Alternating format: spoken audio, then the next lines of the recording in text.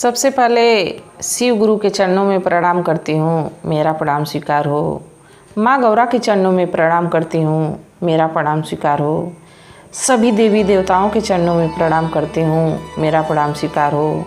आप सभी गुरु भाई गुरु बहनों के चरणों में प्रणाम करती हूँ, मेरा प्रणाम स्वीकार हो। अगर जो मेरी वीडियो अच्छी लगती है तो लाइक करिए और चैनल पर नए हैं तो सब्सक्राइब करिए। और जैसा कि मैं कहती हूँ कि कुछ गुरु भाई गुरु बहनों को का नाम मैं कहानी के लास्ट में लूँगी, उनकी अर्जी लगाऊंगी। शिव गुरु से प्रार्थना करूँगी कि हे शिव गुरु इन लोग पे अपना आशीर्वाद बनाए रहें। और आज का मैं कहानी जो सुना रही हूँ वो महाकाल की है। महाकाल तो कालों के काल हैं, एक बार मृत्यु भी आके दरवाजे से लौट जाती है। वो अपने भक्त के लिए काल को भी मार देते हैं। आज कहानी मैं जो सुना रही हूँ, कहानी को पूरा सुनेंगे तो बहुत आनंद आएगा। इसमें महाकाल का वर्णन है। जैसे एक दिन मैं सुनाई थी मार्कंडे महादेव की कहानी, वैसे आज मैं महाकाल की कहानी सुना रही हूँ।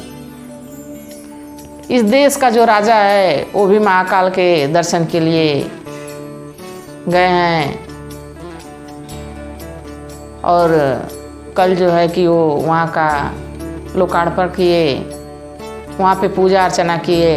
उन पे भगवान शिव की बहुत कृपा है, काशी जी को बनाए और फिर महाकाल जी को सुंदरीकरण किए हैं। इसके लिए कोटि कोटि धन्यवाद उनका कि सनातन धर्म को आगे ले जा रहे हैं। ऐसे ही आप लोग भी सनातन धर्म को आगे करिए। सनातन धर्म ही उच्च है, सबसे महान अगर जो पृथ्वी पे है सनातन धर्म है।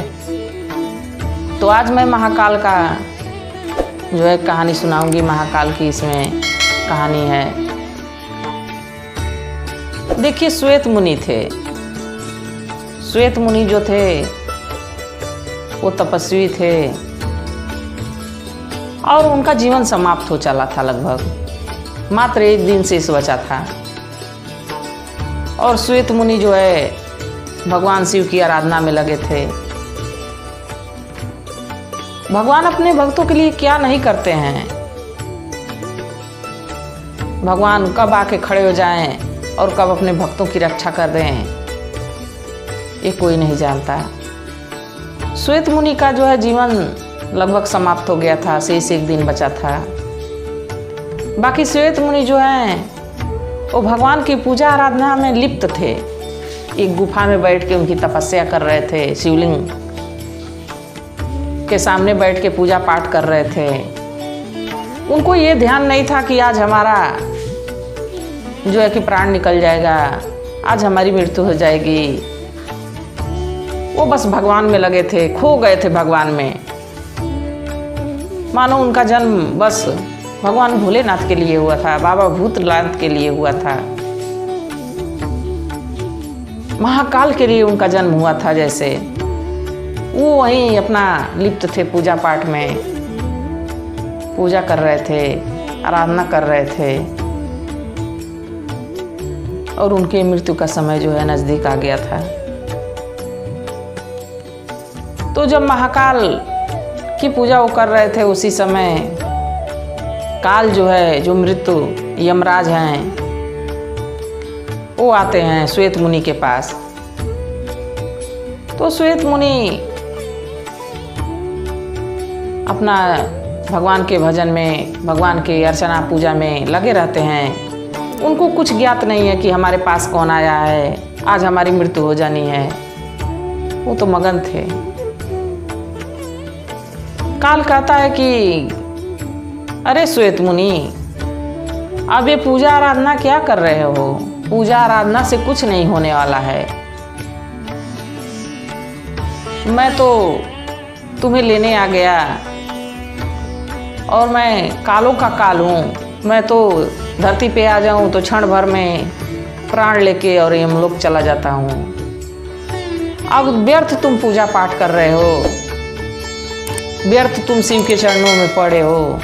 हमसे अब कदापि कोई नहीं बचा सकता, कोई देवी देवता नहीं तुम्हें बचा सकता तीनों लोकों में से, ब्रह्मा विष्णु महेश, कोई तुमको बचा नहीं सकता। बाकी फिर भी श्वेत मुनि कुछ नहीं सुन रहे हैं, वो अपना भगवान के धुन में लगे हुए हैं, भक्ति भाव में अपना वो प्रसन्न है, लगे हुए हैं, काल की बात को सुन नहीं रहे हैं। देखिए महादेव की भक्ति ऐसी है कि जो महादेव में लग जाता है उसको किसी की परवाह नहीं रहती है। शिव भक्त ऐसे हैं और शिव ऐसे हैं कि वो सबको अपनाते हैं। उनकी बारात देखिए, भूत प्रेत दानव मानव सभी थे, वो सबको अपनाते हैं, वो कोई जात पात का भेदभाव नहीं करते हैं। देवों में एक महादेव ऐसे हैं कि वो जाति पाति का कोई भेदभाव नहीं करते हैं। अगर जो उनके पास कोई मनुष्य जाए तो उसको भी अपनाते हैं, और कोई दानव जाए तो उसको भी अपनाते हैं। बस उनकी नज़र में अच्छा होना चाहिए। रावण को देख लीजिए, भस्मासुर को देख लीजिए, तो वो दानव को भी अपना लिए। महादेव ऐसे हैं, महादेव बड़े दानी हैं, बड़े भोले हैं, इसीलिए उनका नाम भोले है। भोले जो भोले भाले हैं वो कब कृपा करें ये कोई नहीं जानता। तो फिर काल जो है श्वेत मुनि पे फिर चिल्लाया कि अरे श्वेत मुनि, तुम ये सब पूजा पाठ छोड़ो, मैं तुमको लेने आया हूँ और तुम चलो। तो श्वेत मुनि सोचते हैं कि मेरा मृत्यु क्या बिगाड़ सकती है, जिसके रक्षक स्वयं महाकाल हैं, मैं उनकी पूजा आराधना कर रहा हूँ, तो मेरी मृत्यु कुछ नहीं कर सकती, मेरा कुछ नहीं बिगाड़ सकती। वो अपना पूजा में लगे हुए हैं, उनका ध्यान बस भगवान के शिवलिंग पे और भगवान भोलेनाथ पे लगा हुआ है, कुछ नहीं बोल रहे हैं। फिर जोर से अपने पास को धरती पे पटकते हैं काल और कहते हैं कि अरे श्वेत मुनि, तुमको कितनी बार मैं कहूँ तुम्हारी मृत्यु का समय आ गया है, ये पूजा पाठ छोड़ो, ये शिव तो पत्थर है और पत्थर कभी आता नहीं है बचाने किसी को, तुम व्यर्थ पूजा कर रहे हो, अब हमसे तुमको कोई नहीं बचा सकता। बाकी श्वेत मुनि को भगवान पे भरोसा था, अपने प्रभु पे विश्वास था। सबको भगवान पे भरोसा होना चाहिए, उन पे विश्वास होना चाहिए। श्वेत मुनि को प्रभु पे भरोसा था और जब वो पास को पटकने लगे तो श्वेत मुनि डर गए और शिवलिंग को पकड़ के और जोर जोर से चिल्लाने लगे, हे महादेव, हे महादेव, हे महादेव। रोने लगे और चिल्लाने लगे। तभी देखिए ऐसा चमत्कार हुआ, भगवान भोलेनाथ उस शिवलिंग से माँ पार्वती और नंदी भगवान गणेश के साथ उसी शिवलिंग से जो है कि दर्शन दिए, प्रकट हो गए। भगवान भोलेनाथ भगवान भूतनाथ को देख के अभी तो मुंह से कुछ बोले नहीं, जैसे प्रकट हुए वैसे काल जो है अचेत होकर खुद धरती पे गिर पड़ा। बाबा को देख के, भगवान भोलेनाथ को देख के जो काल था, मृत्यु था, श्वेत मुनि के लिए आया था, वो खुद अचेत होके खुद मर गया, धरती पे गिर गया।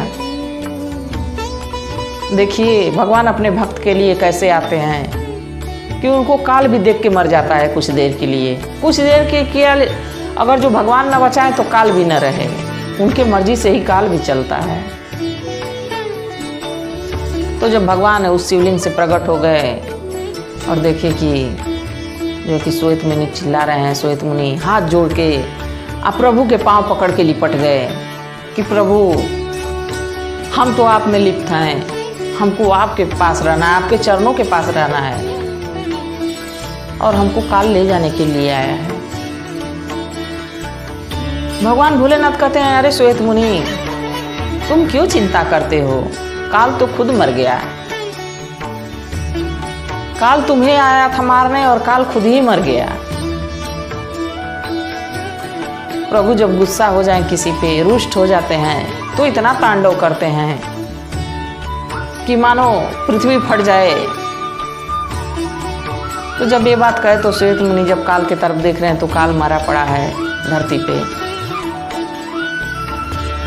तो माँ पार्वती, नंदी और गणेश हाथ जोड़ के महादेव से कहे, हे महादेव, आपके प्रिय भक्त श्वेत मुनि को जैसे बचाना जरूरी है वैसे काल को भी बचाना जरूरी है। अगर जो काल नहीं रहेंगे तो इस धरती पे जो जीव जंतु हैं उनका उद्धार कैसे होगा? वो लोग मृत्यु कैसे प्राप्त होगी उन लोगों की? वो कैसे मरेंगे? और जब तक वो मरेंगे नहीं उनको मोक्ष प्राप्त नहीं होगा।